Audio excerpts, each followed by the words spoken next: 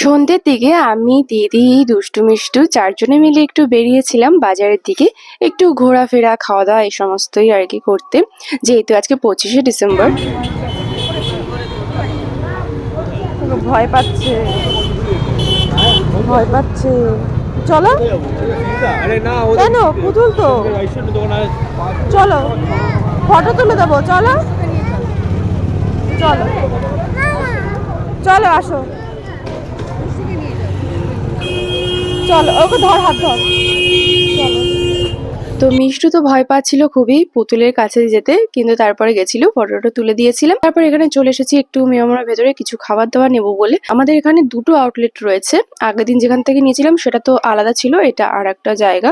তো ওইখানটা বেশি ভালো সাজিয়েছিল, এখানে হালকা ফুলকা সাজিয়েছে। বেশি কিছু খাওয়া দাওয়া নিইনি, কারণ প্রচুর মানে আজে বাজে খাওয়া দাওয়া হচ্ছে কদিন ধরে। আর তাছাড়া বাড়িতে তো কেক ভর্তি রয়েছে।